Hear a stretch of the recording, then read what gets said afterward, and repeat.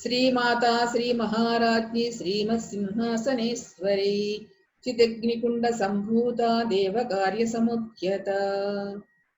శ్రీమాతా శ్రీ మహారాజ్ఞి శ్రీమత్సింహాసనేశ్వరి చిదగ్నికుండ సంభూత దేవకార్య సముద్యత. శ్రీమాత, శ్రీమాత అంటే మనకి మొదటి నామంలోనే చాలా అత్యంత అర్థవంతమైన నామం అండి ఇది. శ్రీ అనుకుంటే స్త్రీ గురించి ఎంతో మంది చాలా అద్భుతమైన విషయాలు చెప్తారు. స్త్రీలో అకార ఉకార మకారములని అని, స్త్రీ సకల సంపద ఇస్తుందని, ఇలా స్త్రీకి అనేక రకాలైన కోణాల్లో మనకి పండితులు, మనకి మహానుభావులు అందరూ కూడా చాలా విషయాలు చెప్తూ ఉన్నారు. ఇక్కడ మనకి శ్రీమాత అంటే, స్త్రీ అంటే సృష్టి స్థితి లయలు అన్ని ఇక్కడే ఉందండి. శ్రీమాత అంటే సృష్టి, శ్రీ మహారాజ్ఞి అంటే స్థితి, శ్రీమత్ సింహాసనేశ్వరి అంటే లయ. సృష్టి స్థితి లయలు ఈ మూడిటిలోనే ఉన్నాయి మొదటి నామంలోనే. స్త్రీలోనే అకార ఉకార మకారములు ఉన్నాయి, స్త్రీలోనే సకల సంపదలు ఉన్నాయి, స్త్రీలోనే సకల ఐశ్వర్యము ఉంది, స్త్రీలోనే సకల జ్ఞానము ఉంది. సకల జ్ఞానవంతము, సకల శక్తివంతము, సకల వ్యాపకత్వము అన్నది ఈ మూడిటిలోనే ఉందండి. మొత్తం మొట్టమొదటి నామములోనే మనకంతా కూడా తెలిసిపోతుంది, ఆ మూడు యొక్క నామాలలోనే. శ్రీమాత సృష్టి, శ్రీ మహారాజ్ఞి స్థితి, శ్రీమత్ సింహాసనేశ్వరి లయ. సో ఈ మూడు ఇట్లా ఇంకా చాలా మనకి అనేక రకాలుగా మన ప్రవక్తలు, మన ప్రవచనకారులు ఎంతో అత్యంత అద్భుతంగా చెప్పారు. ఇక్కడ మనం తెలుసుకోవాల్సింది ఏమిటంటే, మనకి శ్రీ మాత అంటే ఈ మాత అనే ఒక పదము, ఆ యొక్క పదం అనకూడదు, దాన్ని ఒక రహస్యమైన గుహ్యమైన ఒక నామార్థము ఆ మాత అనే పదంలోనే ఉందండి. ఈ ఒక్క మాత గురించి మనం తెలుసుకుంటే ఆ యొక్క 1000 నామాల యొక్క అంతరార్థం అందులోనే ఇమిడిపోయి ఉందన్నమాట. ఆ శ్రీమాత ఎవరు ఏంటి అన్నదే మనం ఇక్కడ తెలుసుకోవాల్సింది. సకల చరాచర విశ్వము ఆకాశం నుండి ఆవిర్భవించింది అని మనం తెలుసుకున్నాం ఇందాక. ఆకాశం అనగా ప్రాణశక్తి. ప్రాణశక్తి స్వరూపమైన ఆకాశం ఒక గోళం వలె, ప్రాణశక్తి స్వరూపమైన ఆకాశం మనకు కనపడుతుంది కదండి. ఆకాశం అంతా ఒక గోళం వలె మండలాకారంగా ఉంది. మనకు కనపడితే ఆకాశాన్ని అలాగే చూస్తాం కదండి, మండలాకారంగా ఉంది. ఖ అంటే గోళం అని అర్థం అనమాట. ఖ అంటే గోళం, అందుకని ఆకాశాన్ని గోళం అన్నారు. ఆకాశ గోళం యొక్క గర్భములో కోటాను కోట్ల నక్షత్ర రాశులతో కూడిన విశ్వం ఉంది. ఈ ప్రాణశక్తి అయిన ఆకాశం అనే ఆది పరాశక్తిగా, సకల విశ్వ జననిగా, శ్రీమాతగా తెలుసుకుని మనసులో దర్శిద్దాం. ఎక్కడండి? మన మనసులో దర్శిద్దాం అంటే బాహ్యములో కాదు, మన లోపల, మన అంతరాత్మలో, మన ఆత్మ సామ్రాజ్యంగా ఉన్న తల్లిని మనం దర్శిస్తాము చెప్తానండి. ఆకాశ గోళం యొక్క గర్భములో కోటాను కోట్ల నక్షత్ర రాశులతో కూడిన ఈ విశ్వం ఉంది. ఈ ప్రాణశక్తి అయిన ఆకాశం అనే ఆది పరాశక్తిగా, సకల విశ్వజననిగా, శ్రీమాతగా తెలుసుకుని మనం మనసులో ఒక్కసారి పరిపూర్ణంగా ఆ యొక్క మనస వాచ కర్మణ మనలోనే ఉన్న ఆ యొక్క విశ్వశక్తిని, ఆ యొక్క పరబ్రహ్మ స్వరూపుని, ఆ యొక్క ఆది పరాశక్తిని మనం మనసా దర్శించాలి. ఆ దర్శన భాగ్యమే మనకి ఆనందాన్ని ఇస్తుంది. ఆ దర్శనం అంటే మన లోపల ఉన్న దివ్యత్వాన్ని దర్శించుకోవడానికి చేసే ఒక చిన్న ప్రయత్నం మొదలు పెట్టాం. ఈ ప్రయత్నం ఎంతవరకు తీసుకెళ్తున్నాం మనం చక్కగా ఒక్కొక్క నామం ద్వారా మనం తెలుసుకోవచ్చు. ఎక్కడి నుంచి వచ్చాను, ఎందుకోసం వచ్చాను, మళ్ళీ ఇక్కడి నుంచి ఎక్కడికి వెళుతున్నాను, ఏం జరుగుతుంది, ఈ విషయాలు తెలియచేయాలని యమధర్మరాజుని అడగాలని ఆయన ఎంతో ప్రయత్నం. చిన్న పిల్లాడు నచికేతుడు అంటే ఒక 7 ఏళ్ల పిల్లవాడు ఒక సావును చూసి తనకు వచ్చిన క్వశ్చన్లు అనమాట. ఆ క్వశ్చన్లకు ఆన్సర్ తెలుసుకోవాలంటే ఎవరు చెప్పలేదు. తద్వారా ఎక్కడికి వెళ్ళారంటే యమధర్మరాజు దగ్గరికి వెళ్ళాడు. యమధర్మరాజు దగ్గరికి వెళ్తే అక్కడ ఆయన లేట్ అనమాట. అక్కడ తనకి రావడానికి 3 days పడుతుంది. అప్పటి వరకు ఆ వాకిట్లోనే ఉంటాడట. ఆ తర్వాత తెలుసుకున్నాడు ఎవరు ఈ పిల్లాడు ఏంటి అని చెప్పేసి అనుకుంటే ఇలా అని చెప్పేసి అదొక కథ. తద్వారా ఆ యొక్క యమధర్మరాజు నచికేతులకి సంభాషణ ద్వారా మన యొక్క ఆ వృత్తాంతాన్ని అంతా ఇప్పుడు తెలుసుకుంటాడు, తను ఎందుకు వచ్చాడు అన్నది. అట్లా ప్రతి ఒక్కరిలోనూ ఆ యొక్క ప్రశ్నలు ఉదయిస్తాయి. ప్రతి ఒక్కరిలోనూ ఏ సమయం రావాలి, ఎన్ని జన్మల పరంపరతో ఆ సమయంలో మనకు ఆ ప్రశ్నలు ఉదయించడమే అది ప్రాథమిక లక్ష్యం. ఆ ప్రాథమిక లక్ష్యం ఏంటంటే తన స్వరూపాన్ని తెలుసుకోవడము, తన సస్వరూపం ఏంటి అన్న విషయాన్ని తెలుసుకోవడము ప్రతి మానవుడి యొక్క ప్రాథమిక లక్ష్యము. సో ఆ తర్వాత తెలుసుకున్న కొద్ది ఏమవుతుంది, ఇక ఈ ప్రపంచాన్ని విడి నేను మళ్ళా జన్మరాహిత్య స్థితి పొందాలి, ఈ భూమి మీదకి రాకూడదు అనుకుంటున్నాం కదా, అదే లక్ష్యము, అదే మానవుడి యొక్క లక్ష్యము. సో దీనినే దివ్య కార్యం అన్నారు. అంటే జాగరణ పొందిన కుండలిని శక్తి సాధకుని సకల కర్మబంధము నుండి విడదీస్తూ దివ్య కార్యమైన మోక్ష సాధనకు ఉద్యమిస్తాడు. అది దేవ కార్య సముద్యత అని అన్నారు కదండి. దేవ కార్యం అంటే ఏంటండి, మనకి దైవ కార్యమే. అంటే ఈ లోపల ఉన్న ఈ శరీరంలో, ఈ శరీరం తీసుకున్న లోపల ఉన్న ఆ యొక్క దైవత్వాన్ని ఏదైతే ఉందో, కుండల శక్తి ఏదైతే ఉందో దాన్ని సాక్షాత్కరింప చేసుకునే స్థితియే దైవ కార్యము. ఇది అంతరార్థం అండి. నేను చెప్పేదంతా అంతరార్థ విషయాలు. బాహ్యానికి వస్తే అమ్మవారు చక్కగా ఆవిర్భవించి ప్రపంచ పరిపాలన చేయడానికి అనేక గణాలని ఏర్పాటు చేస్తుంది. ఇప్పుడు మనకి భారతదేశం ఉంది, దానికి ఒక ప్రధానమంత్రి, దానికి ఒక రాజ్యసభ అలా సభలన్నీ వస్తూ ఉంటాయి. తర్వాత రాజ్యసభ నుంచి మనకి గల్లీ గల్లీ అంటే చిన్న పల్లెటూరులో ఉండే పంచాయతీల వరకు విభాగాలు ఎలా ఉంటాయో అది బయటకు కనిపించే మనకి ఈ ప్రపంచం అయితే, మనకి కనిపించని ప్రపంచము, మనకు కనిపించిన దేవతా ప్రపంచము, మనకు కనిపించిన దైవలోకం అంతా కూడా అలాగే ఆ యొక్క అధీనంలోనే ఉంటది. అన్నిటికీ అధీన శక్తి ఈ యొక్క ఆదిశక్తియే పరాశక్తియే. ఆ పరాశక్తి అనుసంధానంతోనే ఇదంతా ఏర్పాటవుతుంది. కాబట్టి అలా ఆ దైవ కార్యం అలా చేస్తారు. ఆ దైవ కార్యం చేయడానికి అనేక గణాలను ఎన్నుకున్నారు. అందులో ఒక్కొక్కరికి ఒక్కొక్క ఒక పోర్ట్ఫోలియో ఇస్తారు. ఇప్పుడు సరస్వతి మనకు బాగా తెలుసు కదండి. సరస్వతీదేవి విద్యకి అధికారిణి, లక్ష్మీదేవి ధనానికి అధికారిణి, వరుణుడు వర్షానికి ఆధిపత్యం ఇస్తాడు. అలాగా ఇట్లా ప్రతి ఒక్కళ్ళు ఫైనాన్షియల్ మినిస్టర్ అంటే లక్ష్మీదేవి అవుతుంది. సో ఇట్లా ఒక్కొక్కళ్ళు ఆ దేవలోకంలో కూడా అనేక మందిని ఆవిర్భవింపచేసి అలా పరిపాలన చేయిస్తారన్నది దేవ కార్యం అనేది. ఆ మాటకి బాహ్యార్థంలో చాలా ఇంకా విపులంగా చాలా చక్కగా చెప్పారు మనందరూ, మన పండితులందరూ కూడా, మహానుభావులందరూ. మనకి ఇక్కడ తెలుసుకోవాల్సిన విషయం ఏంటంటే రహస్యం అన్నారు కాబట్టి, ఆ రహస్యం ఏంటంటే మనలో ఉన్న ఆ దివ్య రహస్యం, మనలో ఉన్న ఆ దివ్యత్వాన్ని మేలుకొల్పుకునే కార్యము చేయడమే దైవ్యకారము, ఆ దైవ కార్యము. ఆ దైవ కార్యములో మనకి మన మనసులో ఉన్న ఆలోచనలు ఉంటాయి కదండి. ఆలోచనలు రాక్షస ప్రవృత్తి కలిగిన ఆలోచనలే రాక్షస ఆలోచనలు. అలాగే దైవంతో కూడిన ఆలోచనలు వస్తే దైవపు ఆలోచనలు. సో ఇట్లా మనలోనే అన్ని ఉన్నాయి మనలోనే. ఆ రెండింటిని కూడా మనం బేరీజ్ చేసుకుంటూ మనం ముందుకు వెళ్ళాలి. సో మనలో హింసా ప్రవృత్తిక ఆలోచనలు ఏదైతే ఉన్నాయో రాక్షస ప్రవృత్తులుగా, అలాగే మంచి ఆనందకరమైన విషయాలు ఏవైతే ఉన్నాయేమో మంచి దైవానికి సంబంధించిన విషయాలుగా ఆలోచనలుగా మనం ఉంటాయి. ఈ రెండింటిని కూడా మనలోనే ఉన్నాయి. సో ఆ రెండింటిని సంస్కరించుకుంటూ మనలో ఉన్న ఆ దైవాన్ని, ఆ దివ్యశక్తిని మేలుకొల్పోవడం చేసేదే దైవ కార్యము. అంటే నిన్ను నీవు ఆవిర్భవించుకుని నిన్ను నీ గురించి తెలుసుకోవటము, నీ యొక్క స్వస్వరూప స్థితిని తెలుసుకోవడమే దైవ కార్యము. ఇది ప్రతి మానవుడి యొక్క ప్రాథమిక లక్ష్యము అన్న విషయాన్ని మనం అవగాహన చేసుకోవాలి. అది ఇక ఆ యొక్క దివ్య కార్యం ఏంటి, ఆ మోక్ష ప్రదాయం ఏంటి, ఆ మానవుడు ఎలా సాధించాలన్నది ఇక ఉద్యమిస్తాడండి. ఆ యొక్క మొదటి శ్లోకంలో దీని గురించి ఇంతటి వివరణాత్మకమైన విషయాన్ని మనకి తెలియజేశారు. ఇదంతా కూడా ఆ యొక్క అమ్మ యొక్క ఆ దివ్య స్వరూపము ఏదైతే ఉందో, ఆ యొక్క కాస్మాస్ లో ఏదైతే ఉందో, మహాకాశంలో ఏదైతే ఉందో, మహా చైతన్యం ఏదైతే ఉందో, ఆ మూల చైతన్యం నుండి ఆవిర్భవించిన ఈ యొక్క శక్తి చక్కగా ఘనీభవించి మన కోసం తన శక్తినంతా తగ్గించుకుని చక్కటి సగుణ ప్రపంచాన్ని, మన కనపడే ప్రపంచాన్నంతా ఏర్పాటు చేస్తూ దానిలో చక్కగా మనకు కావలసిన వ్యవహారాలన్నీ, అన్ని సామ్రాజ్యాలను ఏర్పాటు చేసి మానవుడు చక్కగా జీవించడానికి సరి అయిన పరిస్థితులన్నీ ఏర్పాటు చేసి తద్వారా మానవుడు తను తాను తెలుసుకునే ఒకనొక దైవ కార్యాన్ని మనకి అప్పచెప్పింది అనమాట. అంటే దైవ కార్యం అంటే మనం మానవుడిగా భూమి మీదకి వచ్చిన తర్వాత మర్చిపోయాం మాయతోటి. ఆ మాయని జయించి ఆ సస్వరూపాన్ని తెలుసుకునే స్థితే శ్రీమాత శ్రీ మహారాజ్ఞి శ్రీమత్ సింహాసనేశ్వరి చిదగ్నికుండ సంభూత దేవకార్య సముద్యత అనే నామానికి ఇది అంతరార్థము, అద్వైతార్థము. అంటే మన లోపలే, బాహ్య ప్రపంచంలో ఎక్కడా లేదు, ఉన్నదంతా కనపడేదంతా ఆ యొక్క అమ్మ నుంచి ఆవిర్భవించిందే. ఇది కూడా, ఈ శరీరం కూడా అలాగే ఆవిర్భవించింది, అందులో ఒక భాగమే. మనలో అంతటా వ్యాపించి ఉన్న ఆసక్తి, మనలోనే ఉన్న ఆ శక్తిని వెదకటమే, ఆ యొక్క శక్తిని గురించి తెలుసుకోవడమే చేసే ప్రయత్నమే ఇది ఈ యొక్క శ్లోకంలో, మొదటి శ్లోకంలో అందించిన అత్యంత అద్భుతమైన దివ్య సందేశము. ఇది ఆ యొక్క ఇక ప్రారంభిస్తాడనమాట యొక్క సాధకుడి తన యొక్క దివ్య కార్యాన్ని సాధించడానికి. ఇది మొదటి శ్లోకం యొక్క అర్థం మిత్రులారా.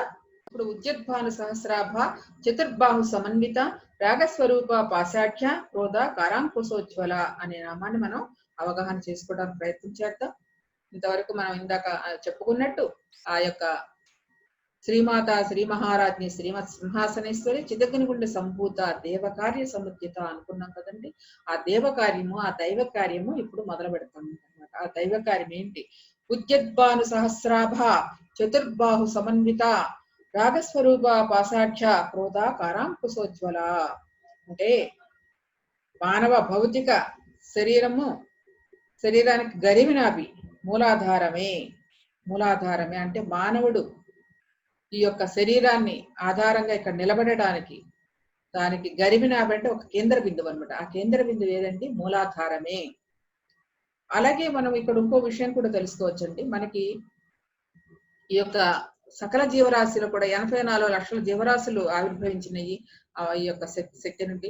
ఆ 84 లక్షల జీవరాశుల్లో కూడా అన్ని జీవరాశులు భూమికి సమాంతరంగానే ఉంటాయి, ఒక మానవుడు తప్ప. మానవుడు మాత్రమే ఒక తన ద్విపాదుడు అంటే 2 కాళ్ళపై నిలబడగలగ శక్తి సంపన్నుడు. దానికి కారణము ఇదిగో ఈ మూల గరిమినాభి అని ఏదైతే మనం చెప్పుకుంటున్నామో, మూలాధారంలో ఉన్న ఆ యొక్క కుండలిని శక్తే గరిమినాభిగా మనిషిని నిలబెడుతుందండి. ఆ వెన్నుముక నిలబడటానికి కారణము ఆ యొక్క విశ్వశక్తి యొక్క ఆ యొక్క స్వరూపమే అనమాట. మన మూలాధారంలో నిద్రాణమైన ఆ యొక్క శక్తి వల్లే మానవుడు ఇలా నిలబడగలుగుతున్నాడు. 2 పాదాల మీద చక్కగా ఠీవీగా హుందాగా చాలా చక్కగా నడవగలుగుతున్నాడంటే దానికి కారణము ఆ యొక్క విశ్వశక్తియే, మూలాధారంలో ఉన్న విశ్వశక్తియే కారణము. అదే గరిమినాభి, అదే మన యొక్క గరిమినాభి. కాబట్టి ప్రాణశక్తికి గరిమినాభి మూలాధారమే. మనస్సు కూడా గరిమినాభి సుడులు తిరిగే ప్రాణశక్తి కేంద్రమునే మన మహర్షులు కుండలిని శక్తి అన్నారు. ఇది మూలాధారంలో ఉన్నంత కాలము మానవ జ్ఞానం తామస గుణం పొంది నిద్రావస్థలో ఉన్నట్టుగా తెలివిహీనమై ప్రవర్తిస్తుంది అనమాట. అంటే ఆ యొక్క గరిమినాభి అయితే మూలాధారంలో ఉన్న ఆ యొక్క కుండలి శక్తి ఏదైతే ఉందో అది మానవుడిలో నిద్రాణమై ఉంది అని చెప్పేసి అనుకున్నాం కదండి. అదే ఇక్కడ చెప్తున్నాడు. అంటే ఇది అది ఎలా ఉంటుందంటే ఒక సుడులు తిరుగుతూ ఒక ఇలా రౌండ్ తిరుగుతూ సుడులు తిరుగుతూ ఉంటది అనమాట. ఆ శక్తి అలాగా లోపల అలా నిద్రాణమై ఉంటుందని దీన్ని మహర్షులు ఒక చెప్పారంట. ఆ రూపం గురించి చెప్పారు. ఎలా అంటే గరిమినాభి మూలాధారమే, మనసు కూడా గరిమినాభి, సుడులు తిరిగే ప్రాణశక్తి. ఆ ప్రాణశక్తి అలా సుడులు తిరుగుతూ కేంద్రమనే మహర్షులు ఏమన్నారంటే కుండలిని శక్తి అన్నారండి. ఇది మూలాధారంలో ఉన్నంత కాలం మానవ జ్ఞానం తామస గుణం పొంది ఉంటుంది. తామస గుణం అంటే అనేక విషయాలుడై ఉంటాడు అనమాట. తామస గుణం అంటే తామస గుణం పొంది నిద్రావస్థలో ఉన్నట్లుగా తెలివిహీనమై ప్రవర్తిస్తుంది. అక్కడ తెలివి కూడా పెద్దగా ఉండదు. ఎలా ఉంటుందంటే తమో గుణం అంటే తింటాడు, పడుకుంటాడు, వస్తాడు. మొదటి జన్మలన్నీ అలాగే ఉంటాయి. వచ్చిన తర్వాత తినడం, పడుకోవడం, మనకు సంబంధించిన ఆనందాలను అనుభవించడం, అంతకంటే ఎక్కువ వెళ్ళడు. దాన్ని తామస గుణం అంటారు. సో ఆ తామస గుణంలో అలాగ ఉంటాడు. అప్పుడు తెలివి కూడా పెద్దగా ఉండదు. అయితే ప్రాణశక్తి కేంద్రమును మూలాధారం నుండి జాగృతం చేసి మానవ మేధస్సు తేజోవంతమై మనసు సత్వగుణం పొందుతుంది.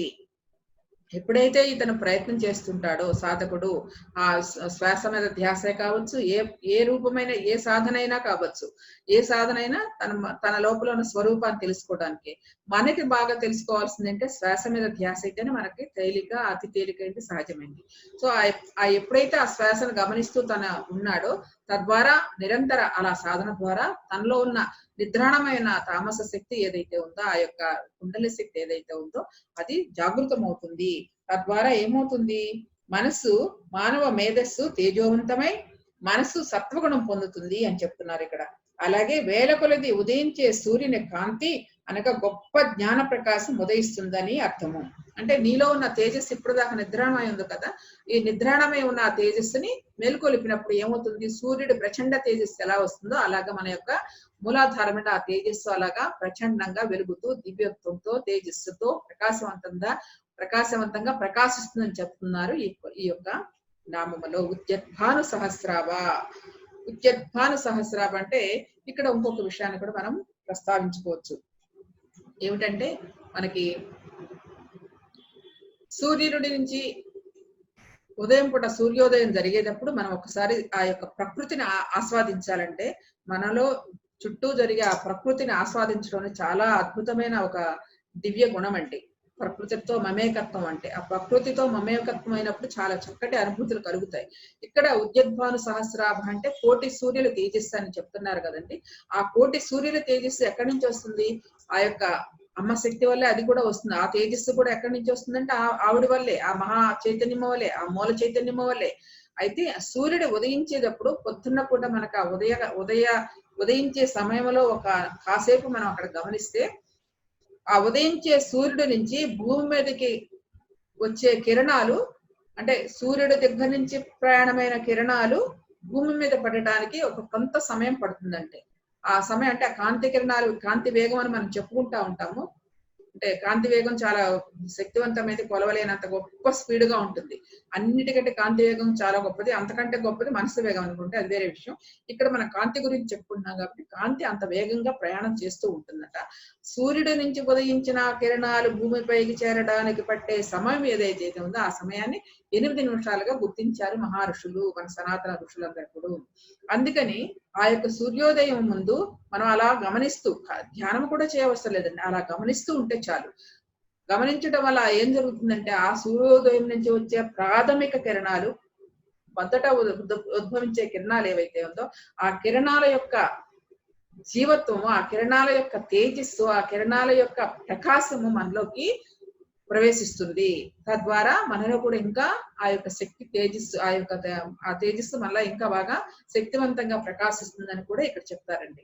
అందుకని మనకి వీలున్నంత వరకు కూడా మనకి సూర్యోదయాన్ని సూర్యాస్తమయాన్ని సూర్యోదయం అనేది చాలా ముఖ్యమైనది. ఎందుకంటే ఆ రేసెస్ ఆ కాంతి కిరణములు మనలోకి ప్రవేశిస్తాయి కాబట్టి తద్వారా మనలో కూడా జాగృతం తొందరగా జరుగుతుందని ఆ యొక్క సనాతన ఋషులు చెప్పిన విషయం. హయగ్రీవ మహర్షి చెప్పిందే కదండి ఇదంతాను. సో ఆ విధంగా మనం ఒకసారి మనకు వీలున్నంత వరకు ఆ ప్రయత్నం చేయొచ్చు. ఇది ఉద్యద్భాను సహస్రాభ అంటే కోటి సూర్యుల తేజస్సుతో నీలో ఆ ప్రచండ తేజస్సుతో ప్రకాశవంతంగా వెలుగుతుంది ఆ యొక్క కుండలిని శక్తిలో ఉన్న ఆ యొక్క కుండలిని శక్తి, నిద్రాణమైన కుండలిని శక్తి. నువ్వు ఎప్పుడైతే సాధన ద్వారా జాగృతం చేస్తున్నావో తద్వారా నెమ్మదిగా నిరంతర ధ్యాన సాధన ద్వారా కోటి సూర్య ప్రభలతో వెలువడే తేజస్సు ఎలా ఉందో అలాంటి తేజస్సు నీలో చూస్తావని చెప్పడమే ఉద్యద్భాను సహస్రాభ అనే మనకి అర్థం అండి. అలాగే తర్వాత చతుర్బాహు సమన్విత.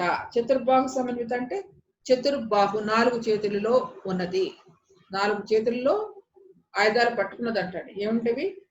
ధర్మ అర్థ కామార్థ ధర్మ మోక్షములు అని చెప్పుకోవచ్చు. 4 దళములతో కలిగి ఉంది అని చెప్తాం అన్నమాట. ఇక్కడ కామ అర్థ ధర్మ మోక్షముల 4 చేతులు కలిగి చతుర్బాహు సమన్విత అంటే 4 చేతులతో ఆ యొక్క మానవుడికి కావాల్సింది అదే కదండి. ఆ యొక్క ధర్మార్థ కామ మోక్షములు అంటే మోక్షం అనే తర్వాత వేరే సంగతి.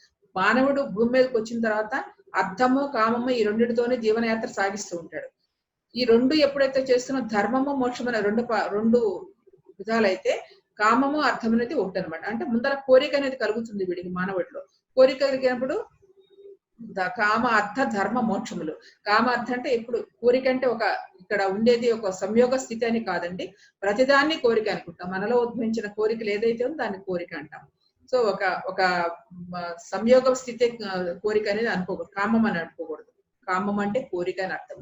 సో ఈ విధంగా కామ అర్థ ఈ రెండింటిని మానవుడు ప్రాథమికంగా చేయవలసిన ఇదే. తనలో ఉద్భవించిన కోరికలకి ఆ కోరికలు తీర్చుకోవాలంటే సరైన విధానంతో అర్థాన్ని అంటే ధనాన్ని సంపాదించి ఉపయోగించాలి. ఆ అర్థాన్ని ఎలా సంపాదిస్తావు అంటే నువ్వు ధర్మం ప్రకారం సంపాదించాలి. ఆ ధర్మం ఏంటి అన్నది నీకు ఎలా తెలుస్తుందంటే ఇదిగో అనేక విషయాల సాధన ద్వారా అనేక సాంగత్యాల ద్వారా ఆ ధర్మం ఏమిటి అధర్మం ఏంటి అన్న విషయాలు కూడా మనం ముందు విషయాలు తెలుసుకుంటాం. కాబట్టి ఇక్కడ కామ అర్థ ధర్మ మోక్షములు అంటే ఈ 4 రకాల పుష్పములు 4 రకాల విషయాలు పట్టుకుని ఆ మానవుడిని నడిపిస్తుంది. ఈ మానవుడు నడవటానికి ముఖ్య కారణం కామ అర్థ ధర్మ మోక్షములే. ఈ ప్రపంచంలో ఒక మానవుడు జీవనయాత్ర సాగించాలంటే ఈ 4 మోక్షం అనేది తర్వాత విషయం. ధర్మార్థ కామములే ఫస్ట్. ఈ 3 ఉంటే తర్వాత మోక్షం అనేది మన జీవన విధానం ఎంత పర్ఫెక్ట్ గా ఉందో, ఎంత సరైన విధానంలో ఉందో తద్వారా ఆ యొక్క మోక్షం అనేది వచ్చి తీరుతుంది.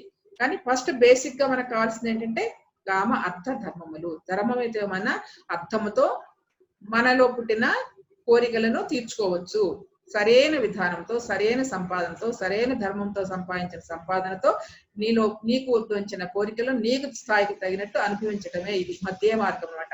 అటు ఎక్కువ వెళ్ళి ఇబ్బంది పడకూడదు, అటు లేకుండా ఉండకూడదు. నీకున్న సంపాదన, నీకున్న వ్యవహార శైలిలో, నీకున్న ఆ యొక్క ఆర్థిక స్థితిలో చక్కటి నీకు సంబంధించిన విషయాలని చక్కగా అనుభవించవచ్చు. ఇదే కామ అర్థ ధర్మ మోక్షములు అంటే. బట్ ఇలా ఎప్పుడైతే నువ్వు చేస్తూ ఉన్నావో ఆటోమేటిక్ గా మోక్షం వచ్చి తీరుతుంది. ధర్మయుతంగా ఎప్పుడైతే పరిపాలన చేస్తున్నావో, ధర్మయుతంగా ఎప్పుడైతే జీవనయాత్ర సాగిస్తున్నావో, తద్వారా మోక్షము తానంతట అదే వస్తుందండి. అంత పెద్ద ప్రయత్నం ఏం చేయవలసిన మోక్షానికి. ఇది చెప్తున్నారన్నమాట. అంటే చతుర్బాహు సమన్విత అంటే ఆ 4 చేతుల్లో ధర్మార్థ కామ మోక్షములు అనే 4 పెట్టుకుని ఆ యొక్క పరిపాలన సాగిస్తుంది. ప్రతి మానవుడి యొక్క లక్ష్యం అదే అని చెప్పటమే ఆ యొక్క నామానికి అర్థం. సర్వశక్తివంతము, సగుణ బ్రహ్మము, మానవుల్లోని ప్రాణశక్తి, కుండలిని శక్తి ఆయన లలితాంబ చేతిలో 4 ఉంటాయండి. ఆ యొక్క అమ్మవారు చక్కటి అద్భుతంగా సింహాసనంలో కూర్చుని ఆ చేతుల్లో ఆయుధాలతో చక్కగా గమనిస్తూ ఉండదు. లలితా సహస్రనామాల ఫోటోలో ఉంటుంది. ఏమిటండి, ఆ 4 చేతుల్లో 4 రకాల ఆయుధాలను పట్టుకుని అమ్మవారు చాలా చక్కగా అద్భుతంగా ఆసీనురాలై ఉంటుంది. ఏమిటి ఆ 4 అంటే పాశము, అంకుశము, చెరుకుగడ, పంచపుష్పములు. పాశము, అంకుశము, ఒక చేతిలో పాశం ఉంటుంది. పాశం అంటే ఒక తాడు అనమాట. అంకుశం అంటే ఒకనొక సూదిలాగా ఉండే ఒక చిన్న ఆయుధము. చెరుకుగడ అంటే మనకు తెలుసు, చెరుకుగడ నిలువుగా ఉంటుంది. అది తర్వాత ఇంకో చేతిలో పంచపుష్పములు, 5 పుష్పాలు పట్టుకుని అలా అమ్మవారు ఉంటుందని మన విగ్రహాన్ని మనం ఒకసారి పరిశీలన చేస్తే చక్కగా అర్థమవుతుంది అమ్మవారి యొక్క రూపం ఏంటి అనేది. మరి దీనికి మనకి రూపానికంటే కూడా రూపంలో ఉన్న అంతరార్థం మనం తెలుసుకోవాలి కదండి. కాబట్టి మానవులందరూ ఇక్కడ రాగద్వేషములనే పాశములతో బంధింపబడుతున్నారు. పాశం అంటే ఏంటండి, పాశం అంటే తాడు అని అర్థము. తాడు అంటే ఏం చేస్తాం, మన జంతువుల్ని కట్టేయడానికి తాడును ఉపయోగిస్తాం. అంటే అటు పారిపోకుండా ఉంటాయి కాబట్టి తాడుతో కట్టేస్తే ఆ ఇంట్లో అక్కడ ఆ చావిళ్ళు అలా పడి ఉంటాయి. అందుకని తాడుతో కట్టేసి పెట్టేస్తాం. అది పాశము. ఆ తాడు దేనికి ఉపయోగపడుతుందండి? ఇప్పుడు మనకి తాడు అంటే ఏంటి, ఇక్కడ మనకి రాగద్వేషములు అనమాట. ఆ పాశ్యాన్ని తాడు అంట. ఆ పాశ్యం అనే దాంట్లో బంధింపబడి ఉన్నాం మానవులందరూ కూడా. రాగద్వేషములు అనే పాశములతో బంధించబడి ఉన్నారు. ప్రాణులు జీవం హరించడానికి యముని దగ్గర యమపాశం ఎలా ఉందో,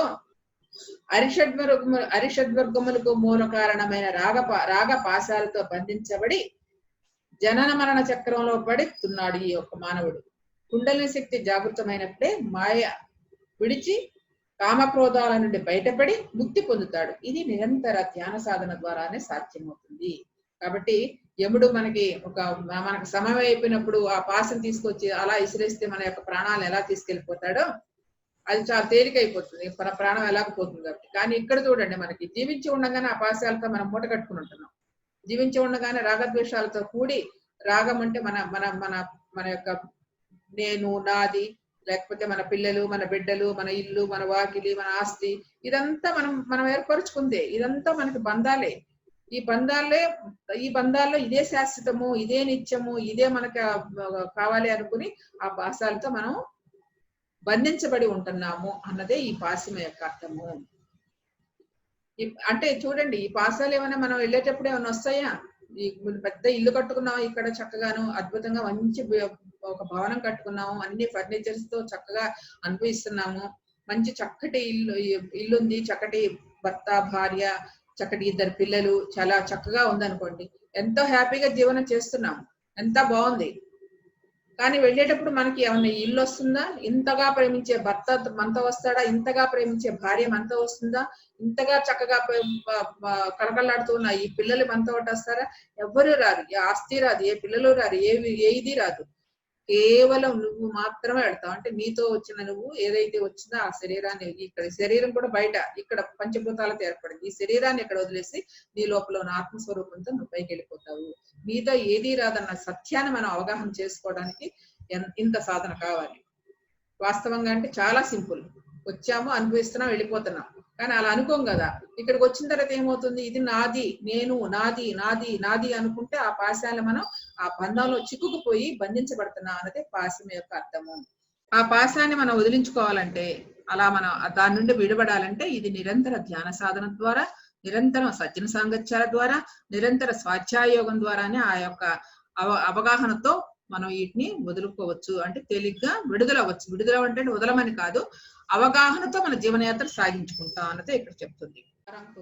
క్రోధం అనేదాని, అంకుశం అనేదానికి మన చెప్పుకున్న కదండి ఆయుధములు, ఒకటి పాశము, ఒకటి అంకుశము, 2 చెరుకుగడ, 4 పంచపుష్పములు.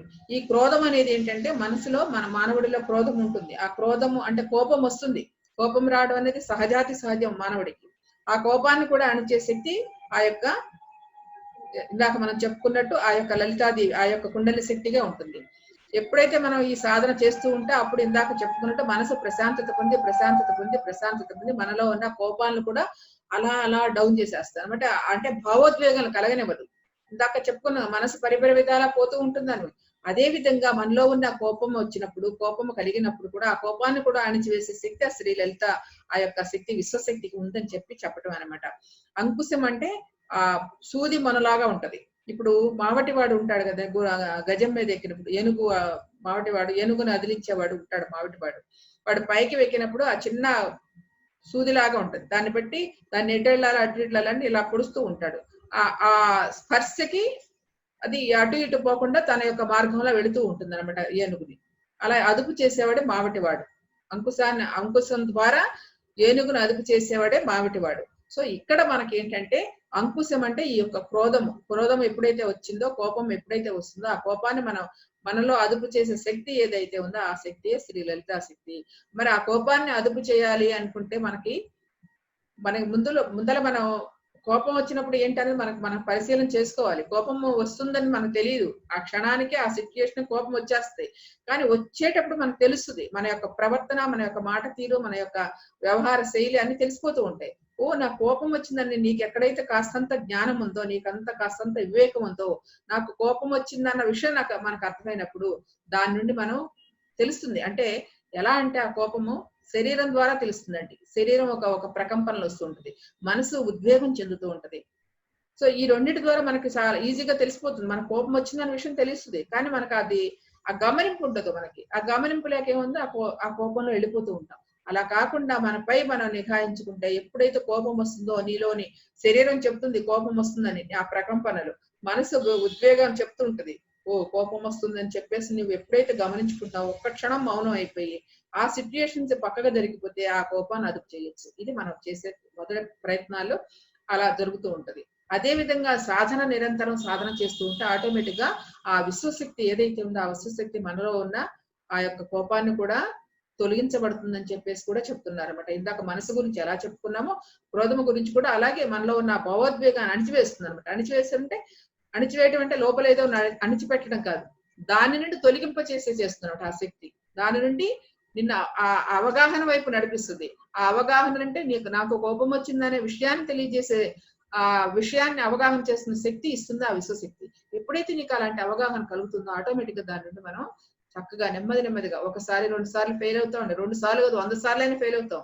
కానీ ఆ గమనించాలనే ఒక నీలో ఆలోచన ఉంటే ఆ ఆలోచనే చాలు నీకు, అది గొప్ప పరిణామం తీసుకొస్తాయి. అందుకనే మనం సాధన చేస్తున్నప్పుడు కొన్ని వందల మంది ఉన్నారు, మాకు కోపం తగ్గిపోయిందండి. ఇదివరకు అయితే కోపం అంటే ఇంట్లో ఒక పెద్ద ప్రళయాలే, ఒక ఇళ్లలో ప్రళయాలు ఉంటాయి అనమాట, ఒక గందరగోళాలే. అలాంటి గందరగోళాలు లేని స్థితిని ఎలా అమ్మవారు, అంటే అమ్మ శక్తి లోపల ఉన్న మన దివ్య శక్తి, మన కుండలిని శక్తి ఎలా సాఫ్ట్ చేస్తుందో చూడండి, ఎంత అద్భుతము. ఇలా కొన్ని వందల మంది ఉన్నారు కోపం పోగొట్టుకున్న వాళ్ళు. ఇట్లా కాదు, మనకు తెలిసి ఈ యొక్క పిఎస్ఎస్ మూమెంట్ లో ఎంతో మంది ఉన్నారు. మాకు ఇంతవరకు ఎంత ఇబ్బంది పడేవారు సంసారంలో, ఆ ఇబ్బందులను తొలగిపోయి ఆనందంగా జీవించే ఎన్నో కుటుంబాలు ఉన్నాయి. ఇది అద్భుతమైన ఆ శక్తి, లోపల ఉన్న దివ్య శక్తి. బాహ్యంలో ఎక్కడా లేదండి, మనం బాహ్యంలో పరిగెడుతున్నాం, ఉన్నదంతా మనలోనే. అది అవగాహన లేక మనం ఎక్కడో పరిగెడుతూ వాళ్ళ దగ్గరికి వీళ్ళ దగ్గరికి అన్ని వెళ్తున్నాం. కానీ మనలో ఉన్న ఆ దివ్యమైన శక్తిని, మనలో ఉన్న ఆ శక్తిని మనం మేల్కొల్పుకుని చేస్తే ఎంతటి అద్భుతమైన జీవనాన్ని ఇస్తుంది, ఎంతటి అద్భుతమైన ఆ శక్తి ద్వారా మనం ఆ జీవితాన్ని ఎంత ఆనందంగా, ఎంత పండగలాగా జీవించవచ్చో మనకు అర్థమవుతుందండి. ఇది గొప్ప పరిణామం. అది ఎలా జరుగుతుందంటే బాహ్యంలో జరగదు, అంతర్ముఖం అవ్వటమే. నీ సాధన ద్వారా నిరంతరము సాధన చేసుకుంటూ లోపలికి వెళుతూ చక్కటి స్వాధ్యాయాలు చేస్తూ ఆచార సాంగత్యాలు చేస్తూ ఉంటే ఇన్ని కోణాల్లో మన ద్వారా మన జ్ఞానాన్ని సంపాదించుకుంటే ఆ జ్ఞానమే మనని ముందు మార్గాన్ని తీసుకెళ్తుంది, ముందుకు తీసుకెళ్తుంది. సో అది అంకుశము, క్రోధము, రాగస్వరూప పాశాఢ్య, క్రోధ, కారాంకు సోజ్వల అని చెప్పేసి. ఇక సకల చరాచర బ్రహ్మాండాన్ని ఒక జ్యోతి చక్రము వలె గిరగిరా త్రిప్పుతూ భ్రమరింపజేస్తున్న, భ్రమలకు లోను చేస్తున్న ఆ భ్రామరీ శక్తిని పరిపూర్ణంగా అవగాహన చేసుకోవాలంటే, అవగాహనతో అర్థం చేసుకోవాలంటే ముందుగా మాయను మనం జయించాలి. అంటే చూడండి, ఈ సకల చరాచర బ్రహ్మాండాన్ని కూడా ఒక జ్యోతిష్ శాస్త్రానికి చక్రం ఎలా ఉంటుందండి, చక్కగా 12 రాసులతో కూడిన చక్రం ఉంటది. అది ఆ యొక్క మొత్తం ఆ రాశి చక్రాన్నే కాదు, గ్రహాలని, నక్షత్రాలని, నక్షత్ర మండలాల్ని ఖగోళంలో ఎంత చక్కగా ఎలా తిప్పగలుగుతుందో అంతటి మహాశక్తి సంపన్నురాలు, అంతటి గొప్ప శక్తివంతురాలు. ఎలా చేస్తుందంటే మనకి ఒక జ్యోతి చక్రం వల్ల అలా తిప్పుతూ తిప్పుతూ మన భ్రమలకు లోంచేస్తూ ఉంటది. అంటే మన మాయలో పడిపోతున్నా, ఇదే సత్యం అని ఇందాక చెప్పుకున్నట్టు పాశంలో ఇదే మాయ, ఇదే నిజము, ఇదే మనకి ఈ ఇల్లు మనకు నిజము, ఈ యొక్క పిల్లల మనకు నిజము, ఈ యొక్క భార్యాభర్తలు నిజము అని ఎంతలా మనం మాయలో పడిపోతామో ఆ మాయను కల్పింప చేస్తూ ఆ భ్రామరీ శక్తితో పరిపూర్ణంగా మరి అలా మాయలో పడేస్తూ ఉంటది. మరి ఆ శక్తిని అవగాహన చేసుకోవాలంటే ఆ భ్రామరీ శక్తి అంటే భ్రమింపజేసే యొక్క శక్తి ఏదైతుందో దాన్ని భ్రామరీ శక్తి అంటారు. ఆ భ్రామరీ శక్తిని పరిపూర్ణంగా అర్థం చేసుకోవాలంటే ముందుగా మనం మాయను జయించాలి. ఆ మాయ అందరిలో కూడా మనసు రూపంలో ఉంది. మాయ మనసు రూపంలో ఉంది. మనసును జయించాలన్నా, నిగ్రహించాలన్నా దాని స్వరూప స్వభావాల గురించి మనం బాగా తెలుసుకోవాలి. ఆ మనసు యొక్క స్వరూపం గురించి, మనసుని జయించాలంటే, నిగ్రహించాలంటే దాని స్వభావము, స్వరూపము గురించి తెలుసుకుంటే దాన్ని మనం బాగా అర్థం చేసుకోవచ్చు. దాన్ని స్వాధీనపరచుకోవాలంటే ముందుగా అది ఏమిటో, ఎలా ఉంటుందో, ఎలా పనిచేస్తుందో అన్నది ఈ 3వ శ్లోకంలో చెప్పబడుతుందండి. అది శ్లోకము: మనోరూపేక్ష కోదండ పంచ తన్మాత్ర సాయిక నిజారుణ ప్రభాపూర మధ్య బ్రహ్మాండ మండల. మనోరూపేక్ష కోదండ పంచ తన్మాత్ర సాయక నిజారుణ ప్రభాపూర మధ్య బ్రహ్మాండ మండల అన్నదానికి మనం ఒకంత విశ్లేషణ చేసుకుందాం మిత్రులారా. మానవులందరూ మనస్సు వలనే, అంటే ఈ యొక్క మనసు వలనే కర్మబంధీలు అవుతున్నారు. మరి ఈ మనసు వలనే కర్మ విముక్తులు అవుతున్నారు కూడా. చూడండి, మనసే బంధన చేస్తుంది, మనసే విడుదల చేస్తుంది. కాబట్టి మనస్సు చేసే ఆలోచనలన్నీ చెరుకు రసం వల్లే తీయగా ఉంటాయి. మరి ఎంతటి దుర్మార్గపు ఆలోచనలు చేసినప్పటికీ అవి అన్ని మనకు సబబుగానే, న్యాయమైనగానే అయిపోతాయి, అంటే న్యాయంగానే అనిపిస్తాయి అనమాట. ఆ ఆలోచనల వల్ల ఇతరులకు నష్టం కలిగినా,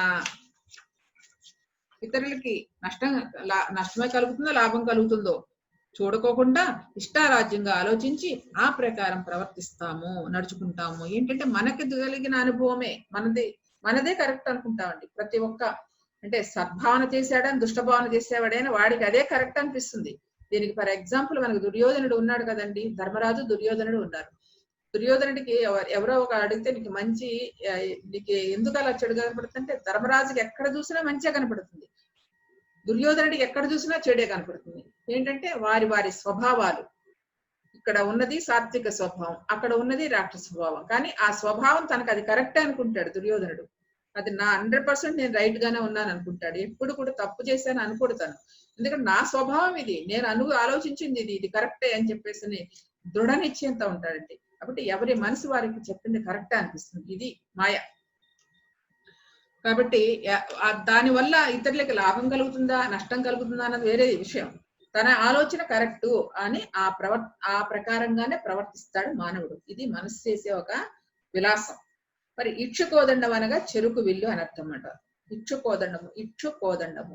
కోదండం అంటే ఇలాగ మనకు చెరుకు గడ ఉంటుంది కదండి, చెరుకు గడని ఇలా అమ్మవారి చేతిలో ఇలా నిలబడి ఉంటుంది, అది దాన్ని అర్థం అనమాట.